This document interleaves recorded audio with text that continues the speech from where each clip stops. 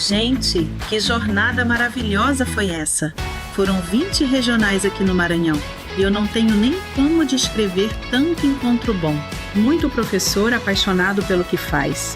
Muita troca, muito aprendizado, de todos os lados. Eu aprendi demais com vocês. E ainda tenho muito a conhecer de cada um. E não dá para esquecer dos meus sumiços, né?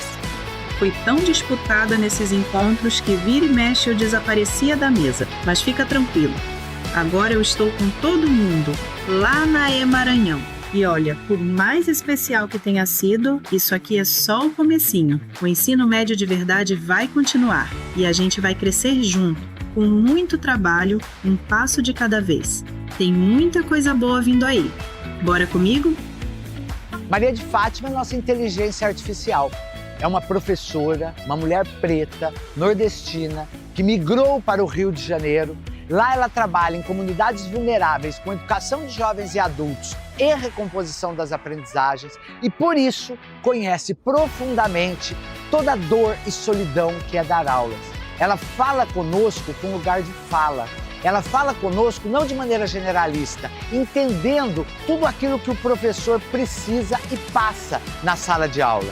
Por isso, é muito importante que ela tenha lido tudo aquilo que a gente leu. Ela conhece Frenet, ela conhece Vygotsky, ela conhece Paulo Freire, ela conhece Piaget, ela conhece todos os grandes pensadores que nós conhecemos. Ela conhece profundamente a BNCC, ela agora está conhecendo muito o currículo do Maranhão e conhecendo os professores do Maranhão por meio das conversas que já estão acontecendo na plataforma eMaranhão. Mas olha, Maria de Fátima colabora conosco, porque a educação se faz com o professor. Inteligência artificial, ela é uma ferramenta para nós, professores, nos apropriarmos e com intencionalidade pedagógica em sala de aula, promover a aprendizagem. As ferramentas digitais chegam para a gente de uma forma muito inovadora. Nós estamos muito felizes enquanto rede estadual, porque vamos poder oferecer para os nossos estudantes e para os nossos professores o que há de melhor. A professoria, todos os instrumentos digitais que estamos à nossa disposição, juntamente com o Grupo Eureka. Então nós estamos extremamente felizes com essa parceria. Ensino médio de verdade.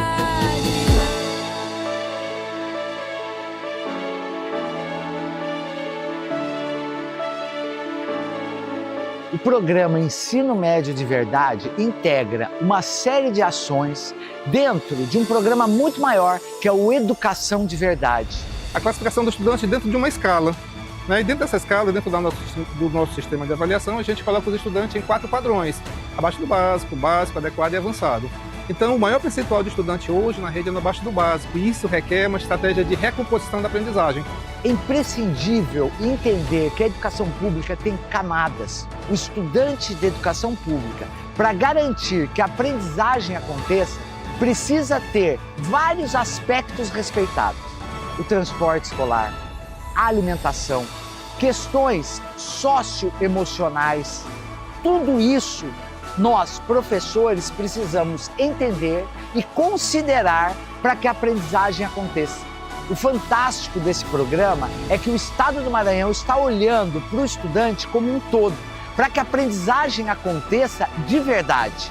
Então hoje a gente consegue perceber a felicidade de cada professor, dele ter uma perspectiva, uma expectativa de dias melhores, né? Nós já estamos naquela ansiedade boa de ouvir os próximos resultados, né? Os próximos indicadores, o resultado do IDEB, o resultado do CEAMA, para ter noção se de fato os nossos alunos aprenderam, se o que nós estamos semeando já está frutificando. E eu fico muito feliz porque eu sei que vai frutificar, nós sabemos que vai frutificar, porque a única lei que não depende de fé é a lei da semeadura. Se você planta, você colhe. O melhor de tudo desse processo foi quando um professor, ao final, puxava no braço e chamava no particular e dizer o quanto é que ele estava vitaminado para voltar para a sua sala de aula, o quanto ele se achava importante nesse processo, o quanto essa chegada desse programa começava a dizer para ele que ele não estava sozinho e que eles tinham uma mão estendida. Isso a gente ganhava o dia, ganhava a semana, ganhamos os últimos 15 dias, os mais de 5.000 quilômetros já rodados, e a gente olha para trás e diz o quanto valeu a pena. porque a gente está fazendo a diferença lá na ponta, na vida das pessoas, do aluno e do professor. A educação, ela abre portas, ela abre visões. A gente tem a capacidade, ensinando, trabalhando com a nossa juventude, de propiciar eles olharem a isso, conseguir vislumbrar espaços, projetos, plataformas, muito além do que consegue ver naturalmente. E é esse o desafio que nós temos, abrir portas, abrir o universo para a nossa juventude.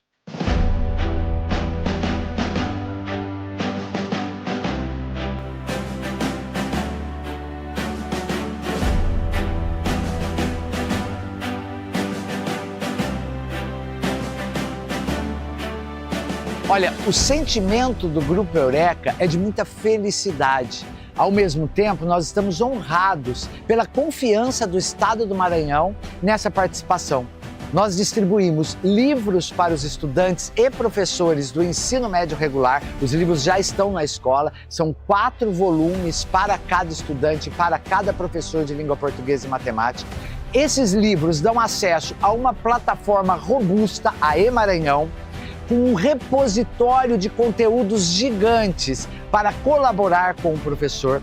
Além disso, a eMaranhão traz tecnologias, traz aplicativos de avaliação, traz o Professoria com professores especialistas online à disposição dos professores e professoras e estudantes do Estado, traz Maria de Fátima, nossa inteligência artificial, e traz esses encontros formativos, que, na minha opinião, são a parte mais importante do trabalho. É nesse momento que nós, professores e professoras, nos apropriamos de tudo isso.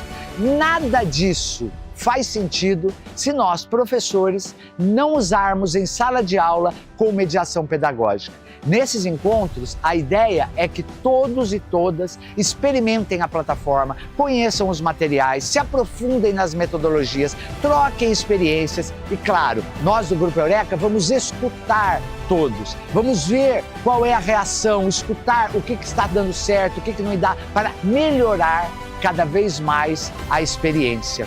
Educação se faz com o professor. Sem nós, em sala de aula, com nossas mãos, mediando todas as tecnologias, a aprendizagem não acontecerá.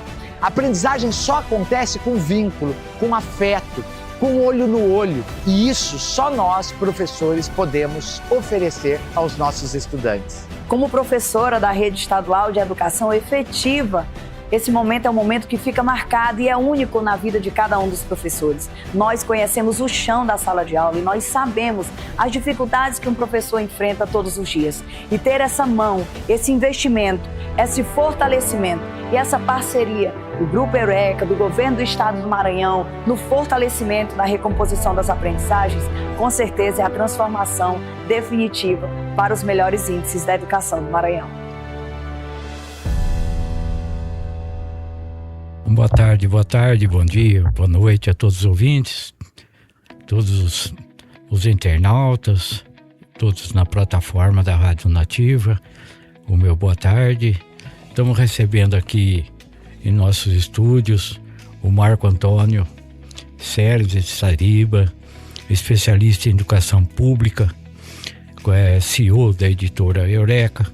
É um prazer estar recebendo aqui ele, que é professor formado no Unicamp, um projeto de leitura aí em todo o estado do país, né, do Brasil, um projeto de recomposição de aprendizagem, e a gente está recebendo com muito prazer ele hoje aqui, e eu quero lhe dar as boas-vindas e meu muito obrigado aí, Marco, e já falando sobre a sua atuação na editora Eureka, que está fazendo essa caminhada para todos os estados aí, levando a recomposição para os alunos aí após a pandemia. Boa tarde.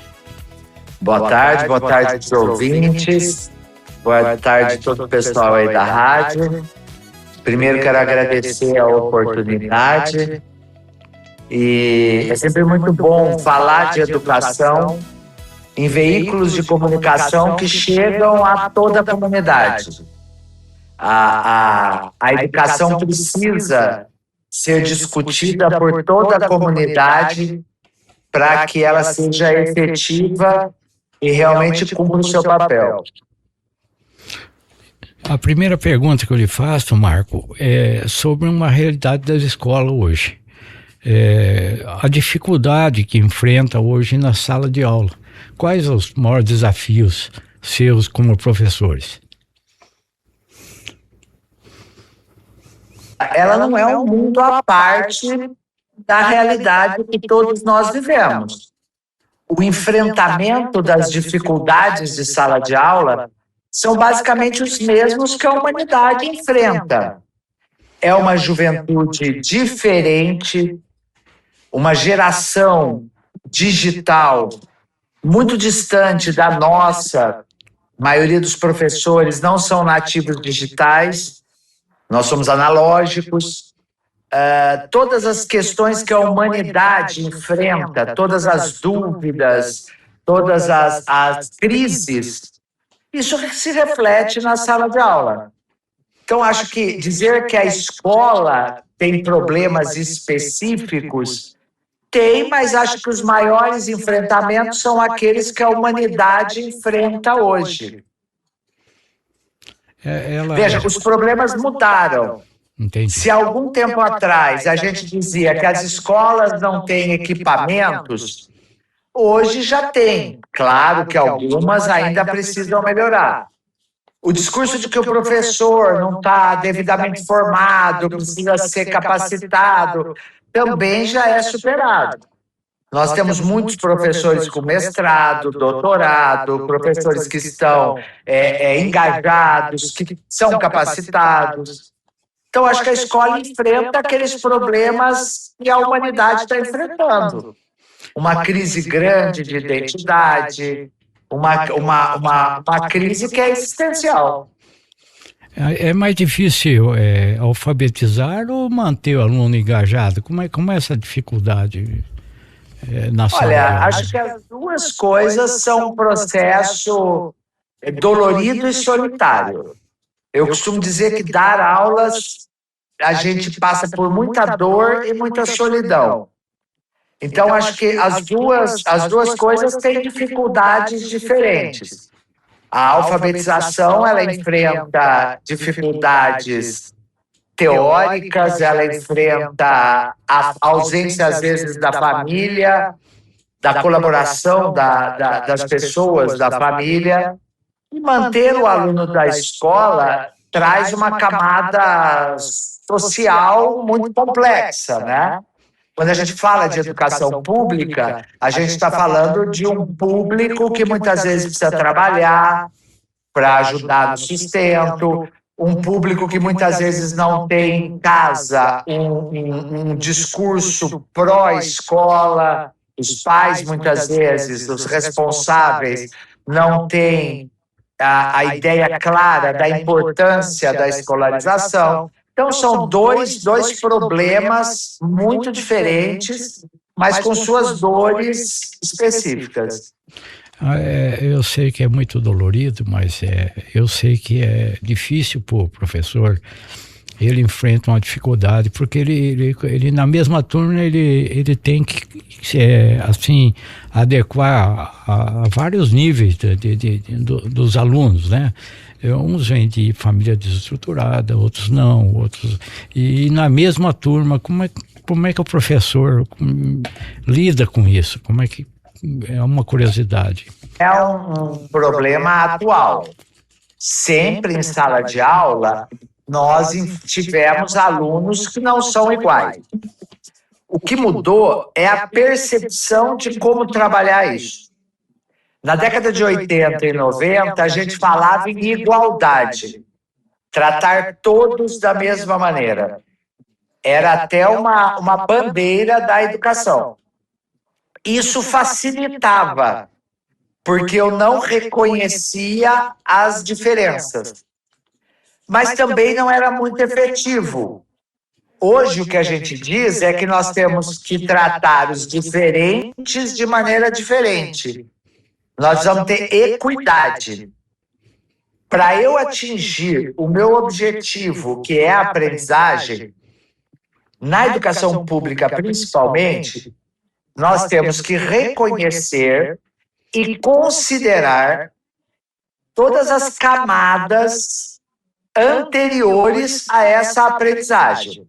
Essas camadas podem ser sociais, emocionais, enfim, a questão da alimentação, transporte escolar. Então, a gente precisa considerar tudo isso. Isso dificulta. Agora, a gente tem estratégias, principalmente tecnologias, que nos ajudam a enfrentar essas diferenças. Não só diferenças sociais, mas também diferenças de aprendizagem. Os estudantes hoje têm dificuldades diferentes, ou avanços diferentes, tempos diferentes. Se eu quero uma educação realmente com equidade, eu preciso olhar para cada estudante meu, considerando essas diferenças. A tecnologia, ela ajuda, atrapalha? Qual a relação, você que é muito ligado, eu sei disso, no IA, né? Inteligência Artificial, ela ajuda, atrapalha? Como que você se sente isso? O professor sente na sala de aula? Quem promove a aprendizagem é o professor. As tecnologias, sejam elas quais forem, o livro é uma tecnologia, a luz eletrônica, o mimeógrafo, o retroprojetor e a inteligência artificial são tecnologias que servem de instrumentos para mim, professor. Então, eu preciso me apropriar dessas tecnologias e, com intencionalidade pedagógica, usá-las em sala de aula para promover a aprendizagem. Então, elas ajudam muito se o processo considerar a centralidade do professor. Agora, se achar que a tecnologia, a IA sozinha vai promover a aprendizagem, ela atrapalha. E isso, assim, vários estudos hoje de países que apostaram muito na tecnologia pela tecnologia mostram que a aprendizagem não é impactada pela tecnologia sem a mediação do professor. Então, aí a gente tem experiências em Singapura, na China, nos Estados Unidos, que estão hoje dando um passo atrás e trazendo de volta a centralidade do professor, do aspecto humano, do afeto, do vínculo para a aprendizagem, se apropriando e usando as tecnologias. Até para tratar os diferentes de maneiras diferentes, a IA me ajuda muito. Mas sou eu, professor, que conheço meus alunos e que vou até a inteligência artificial comandar para que ela faça o que eu preciso. Eu sinto que o jovem hoje, ele tem uma dificuldade imensa em pensar, né? Sempre nas pequenas coisas, uma matemática, ou um discernimento que é certo e que é errado. Isso talvez seja tecnologia que afetou, não sei tua opinião a respeito. Bom, eu admiro muito e gosto muito de jovem. Eu acho essa juventude incrível. Mas eles têm um raciocínio, uma visão de mundo muito diferente da nossa. Então, talvez, quando eu tenho a percepção de que eles não pensem, talvez eles não pensam da maneira que eu penso ou que eu gostaria que eles pensassem. Então, acho que a escola sempre enfrentou um conflito de gerações. Eu me lembro de meus professores dizendo que os alunos de antigamente eram melhores que os alunos da minha geração. E hoje eu, enquanto professor, repito um pouco esse mantra. Então, acho que a gente precisa olhar para essa juventude, entendendo melhor que eles têm um raciocínio diferente, que talvez o que eu quero que eles aprendam ou da maneira que eu quero que eles aprendam não faça sentido para eles. Então, eles não me dão atenção. Veja, eles dão atenção ao videogame. Por quê? Porque o videogame, quando ele entra nessa jornada, ele tem a visão clara do todo. Ele sabe quantas fases são, o que ele precisa aprender em cada fase e por que ele precisa aprender aquilo. Então, ele está ali tentando, na fase 2, aprender o comando de pular aquele buraco, porque ele sabe que na fase 3 ele vai ter que pular um buraco para alcançar a princesa que está no castelo. Na escola, ele não tem essa visibilidade. Além de não ter visibilidade, ele não tem recompensa clara. E o adolescente trabalha muito na base da recompensa. Não só o adolescente, nós também, né? Nós também. A nossa recompensa é o salário, a nossa recompensa é a satisfação. A gente tem recompensas. Eu acho que, na verdade, a escola é muito nebulosa para o estudante.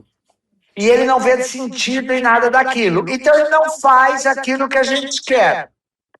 Ou não faz da maneira que a gente quer. E a gente tem essa impressão de que essa juventude não pensa, que essa juventude não sabe nada. Agora, eu vejo em várias experiências em que a gente deixa o protagonismo para eles e eles se apropriam e apresentam seus trabalhos e apresentam suas produções, eu vejo muito conteúdo e muito conhecimento.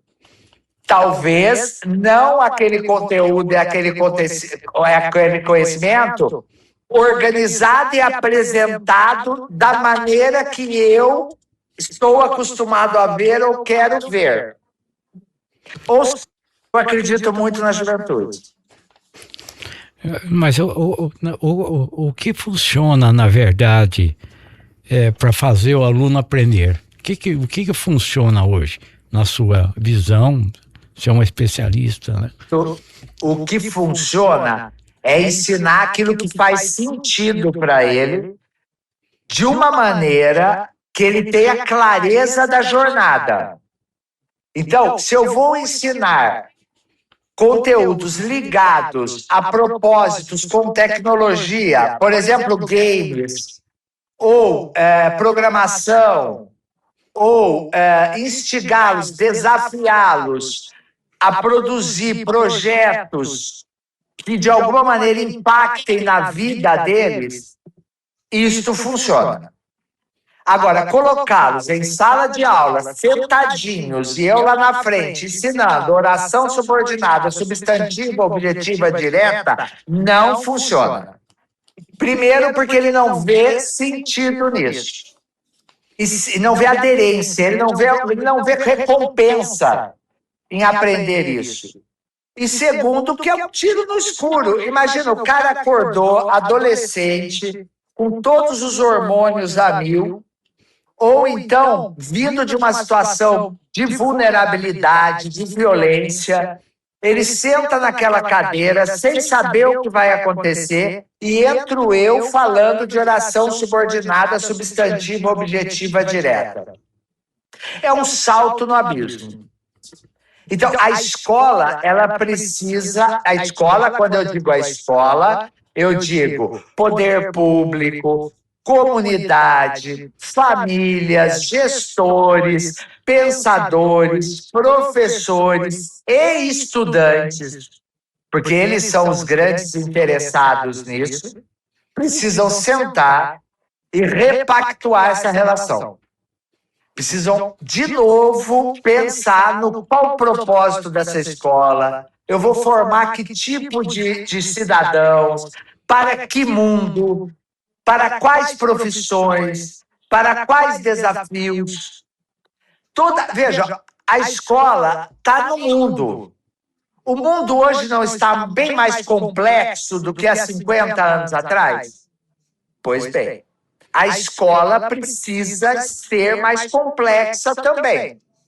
Inclusive olhando seus currículos, reavaliando se aquele conteúdo faz sentido. Gente, a relação com o conteúdo mudou muito. Eu, quando estudava, eu precisava decorar. A informação, o conhecimento precisava estar em mim. Hoje, o conhecimento está à disposição, num toque de celular. Então, a relação com o conhecimento mudou. A relação que eu tenho com o conhecimento é de propriedade. Eu preciso ter conhecimento. E quanto mais conhecimento eu tiver, mais esse conhecimento for meu, melhor eu vou viver, melhor eu vou resolver meus problemas. Essa nova geração digital não tem essa relação com o conhecimento, porque eles têm o conhecimento à mão, na palma da mão, literalmente. Agora eles têm uma ferramenta que, além de trazer esse conhecimento, já analisa, já relaciona, já resolve muita coisa para ele. Olha, é a mesma discussão de quando eu estava na escola e o professor perguntava, usar a calculadora ou não? É a mesma relação. Cada vez que surge uma tecnologia, a escola precisa se reinventar. Entendi.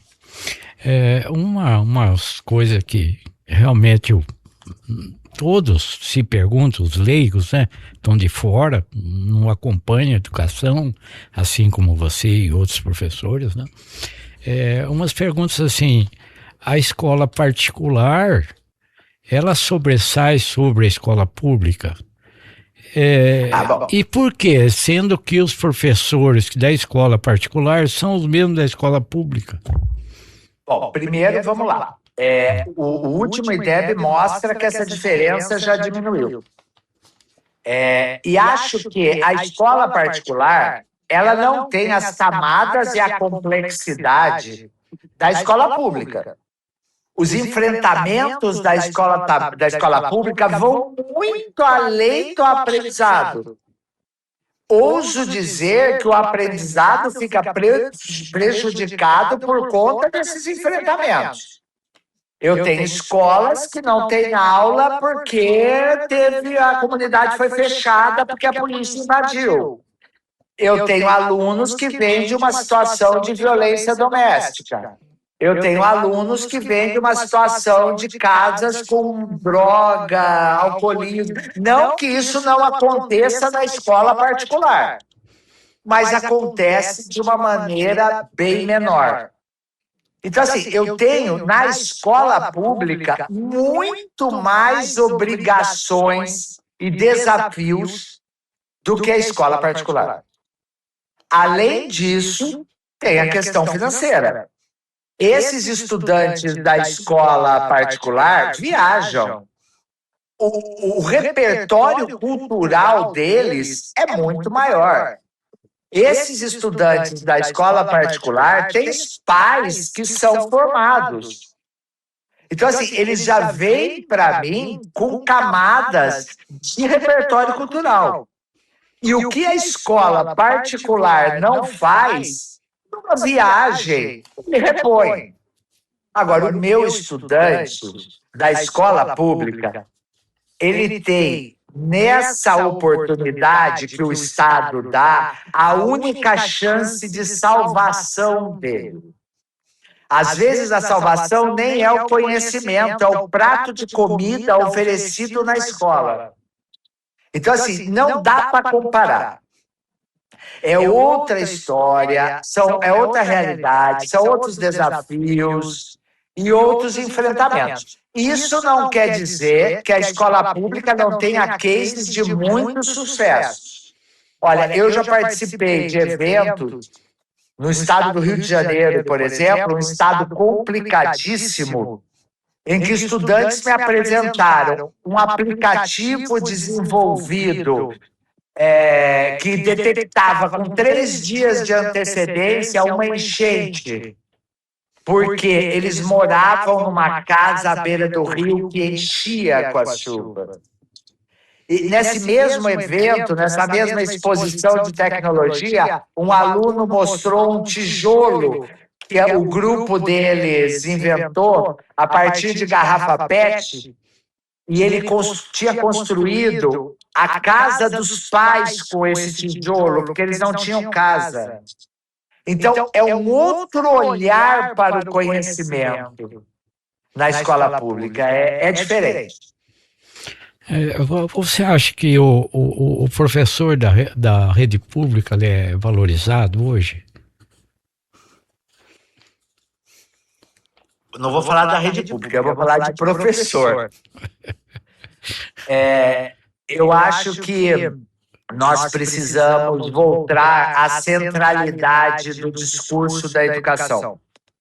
A narrativa da educação foi sequestrada por pessoas que não são educadores e, de repente, foi uma narrativa negativa. Eu acho que o que precisa é os professores novamente retomarem o seu papel, porque não existe profissão mais importante no mundo do que a de professor. São das minhas mãos que nascem todas as outras profissões. E a nossa carreira, ela é sofrida, ela é de muita luta.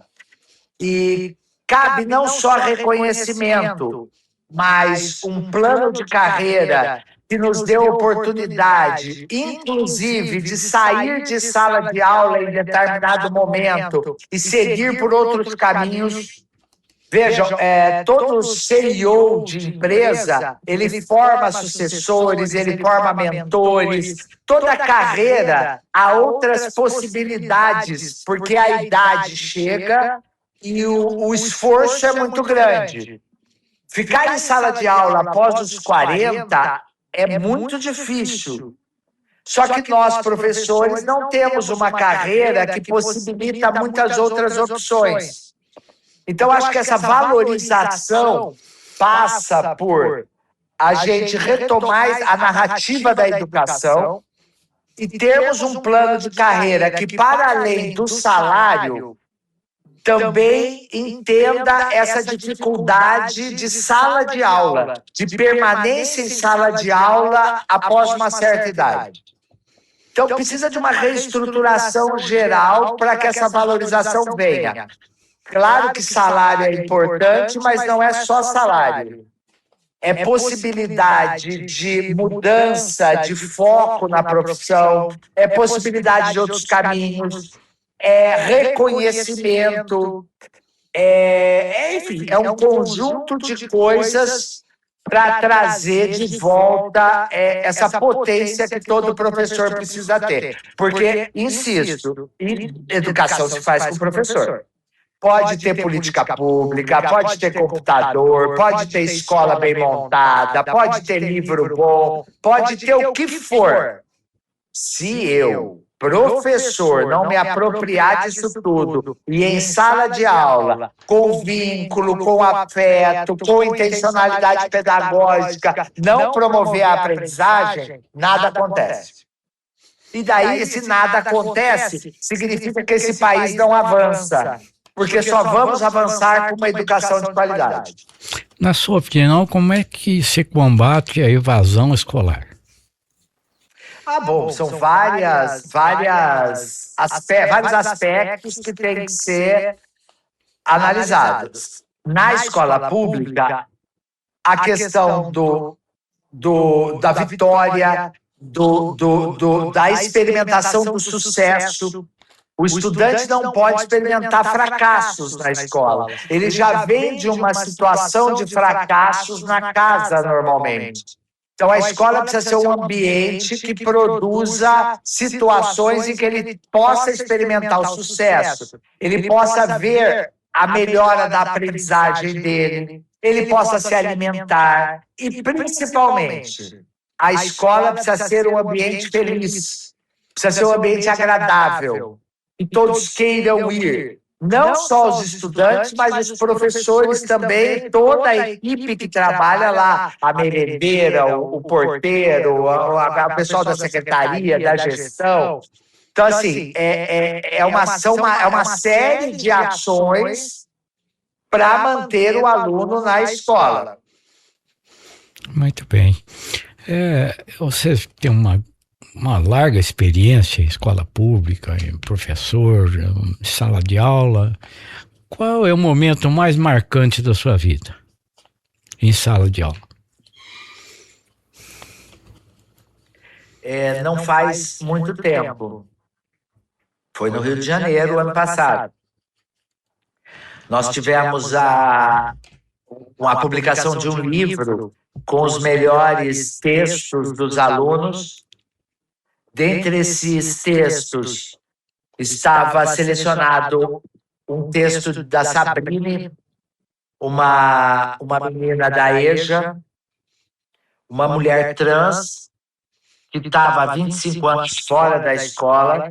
Ela tinha 45 anos e ela voltou para a EJA. Em 6 meses, ela teve o texto selecionado, passou numa universidade pública em educação especial, que era o curso que ela queria.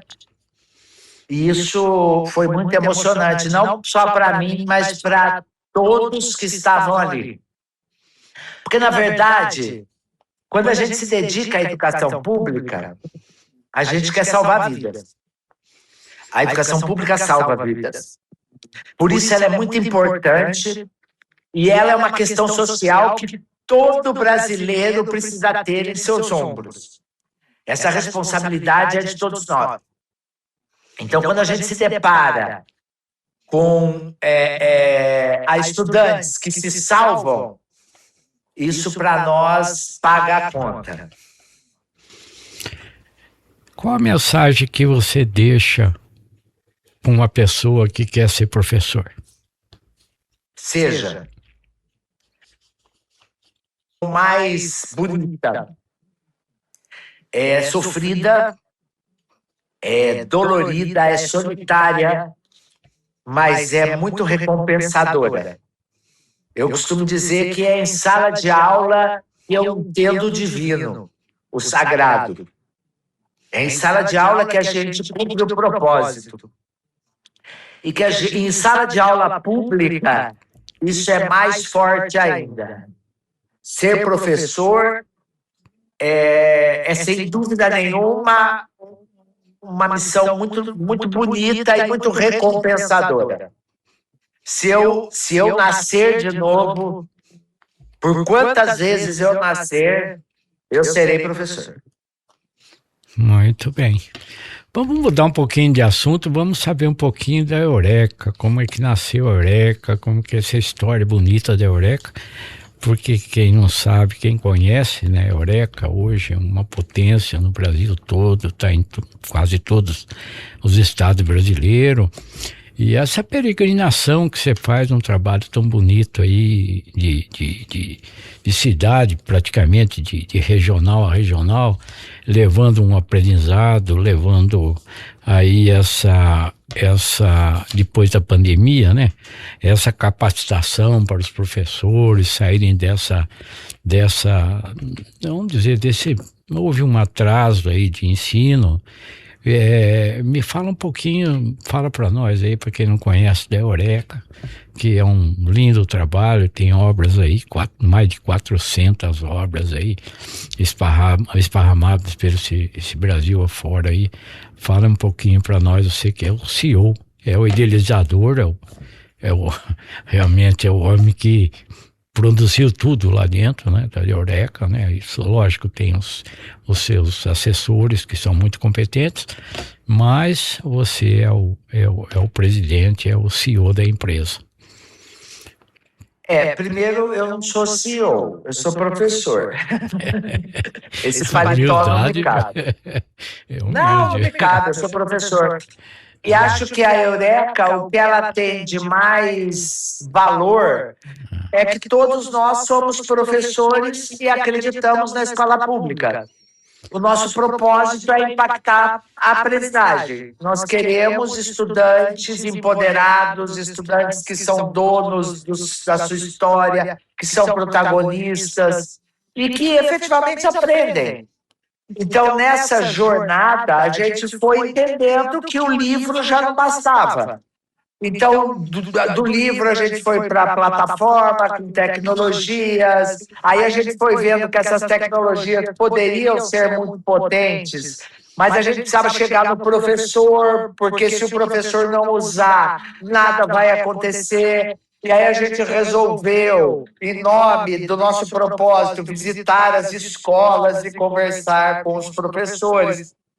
Então, hoje a gente promove, nas redes que a gente trabalha, uma jornada. Essa jornada se inicia com a entrega do livro. A partir daí, nós vamos para a abertura da plataforma para os educadores. Aí nós vamos em todas as escolas conversar com esses professores, mostrar todas as possibilidades que aquele livro expandido com tecnologia pode trazer. E fazemos eventos com os alunos para empoderá-los, daí vem sarau literário, exposição, publicar livro. Quer dizer, tudo isso faz parte da jornada para que a aprendizagem aconteça.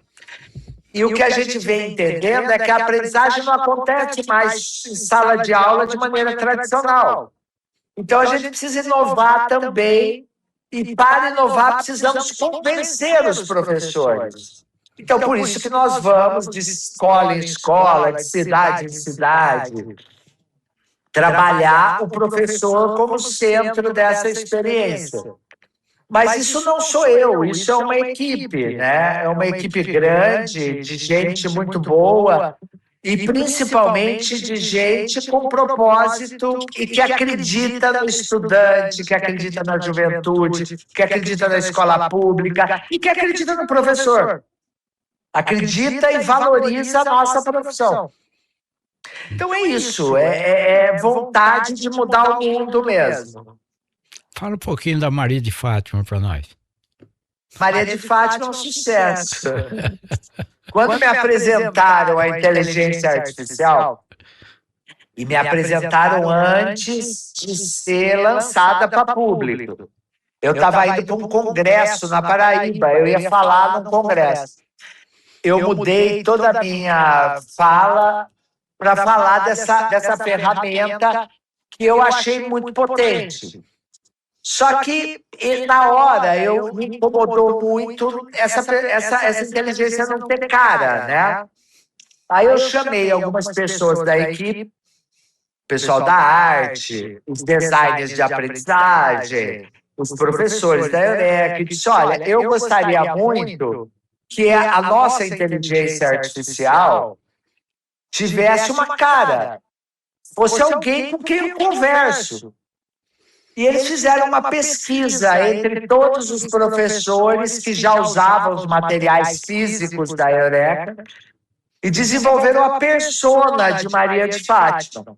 Ela é uma mulher negra de 45 anos que migrou do Nordeste para o Rio de Janeiro. Ela hoje trabalha em uma comunidade vulnerável do Rio, com educação de jovens e adultos e com recomposição das aprendizagens. E a partir daí nós começamos a dar forma para essa inteligência. Ela começou a ler tudo aquilo que o educador precisa ler.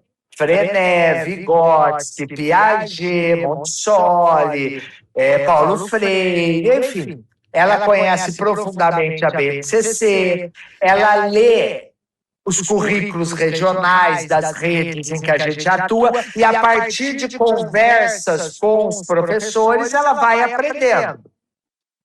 Então, ela mora na plataforma, num lugar que se chama Professoria, onde lá também temos professores de carne e osso, de todos os componentes curriculares online, intermediando essa relação com a inteligência artificial, com Maria de Fátima.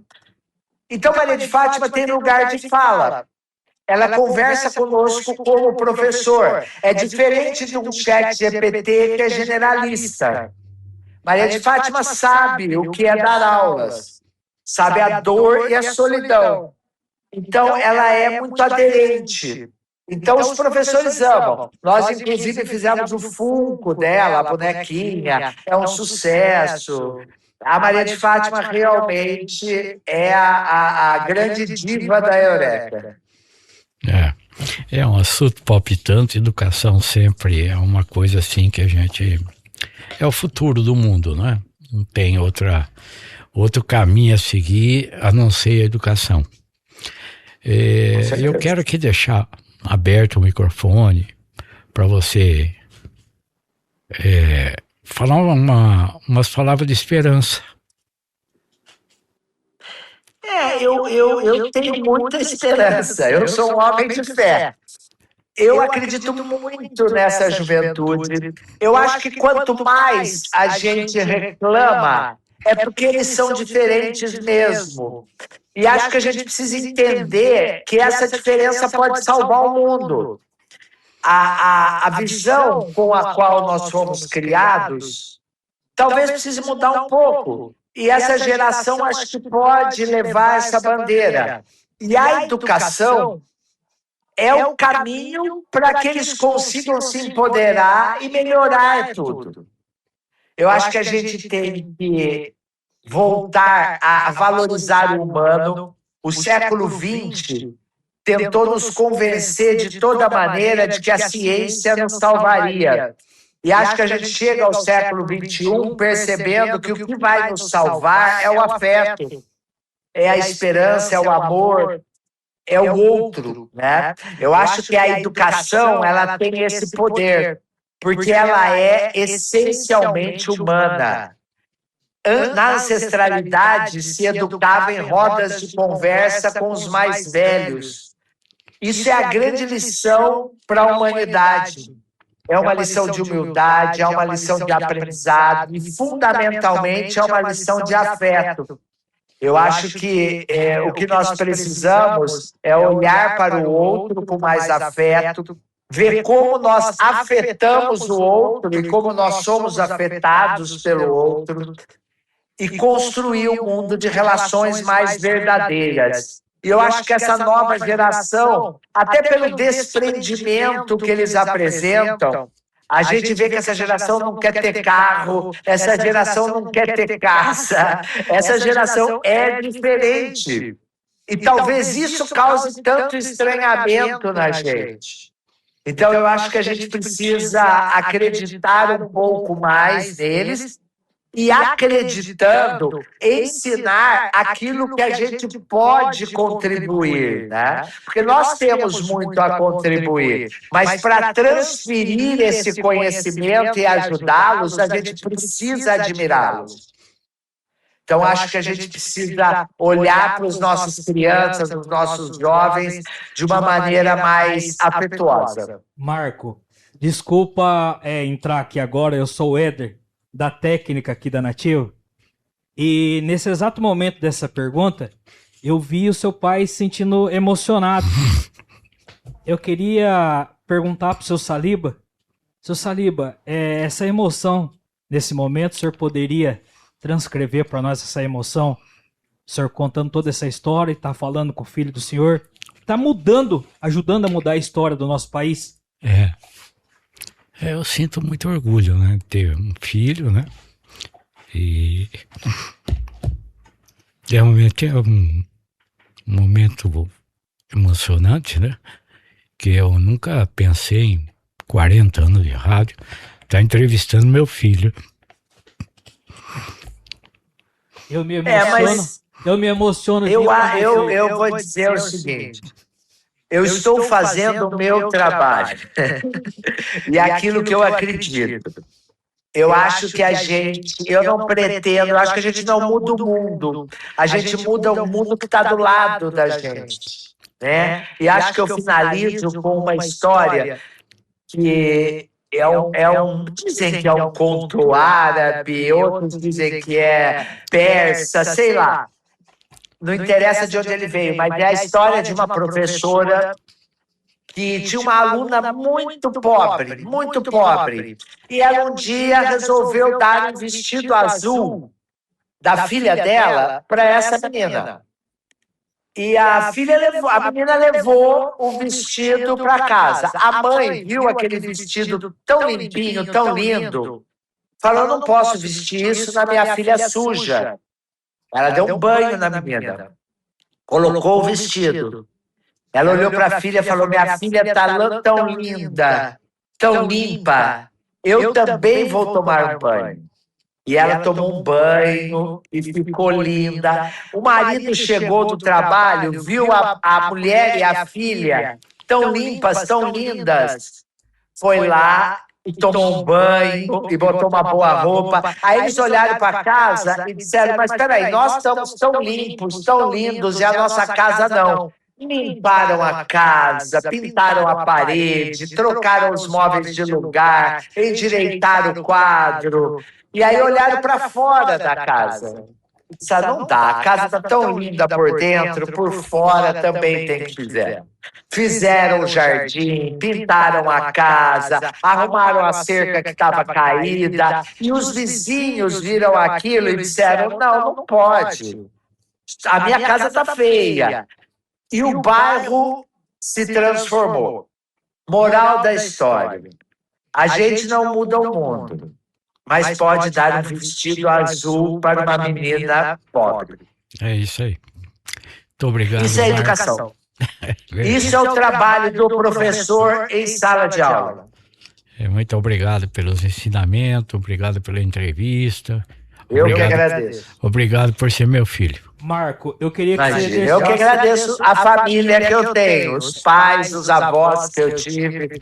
Eu queria que você deixasse uma mensagem pro seu pai aqui agora, e como se você estivesse abraçando ele aqui, olhando, vocês estão se vendo. Eu sou exatamente o meu pai. É uma cópia. Eu sou a cópia dele. Uma cópia. Não sei se piorada ou melhorada. Não, tenho certeza que... Não, melhorada. Mas eu tenho na memória... Não. Eu tenho na memória, e eu já disse isso para ele, porque eu sou uma pessoa que fala, né? Não sei se vocês já perceberam. Nós todos. Mas eu tenho na memória uma coisa que acho que balizou toda a minha emoção a vida toda. Claro que meu pai tem defeitos. Eu também tenho defeitos. Graças a Deus, temos defeitos. Porque se fosse todo mundo certo, ia ser muito chato. Muito chato, verdade. Mas eu me lembro uma vez que a tia Chica, que era irmã da minha bisavó, que era avó da minha mãe, estava sendo expulsa da casa que ela morava, e era uma senhora de idade. Eu não me lembro de quem era a casa, eu não me lembro. Eu só me lembro a atitude do meu pai, que foi comprar a casa para que ela vivesse na casa. Então, foi isso que me balizou. Rapaz, você tá fazendo todo mundo chorar. Eu só tenho a agradecer. Todos nós temos. Obrigado. Obrigado a todos os ouvintes, obrigado aos internautas, e espero receber mais vezes esse monstro da educação aí que está na sua frente. Obrigado por tudo aí. Obrigado. Obrigado a todo mundo.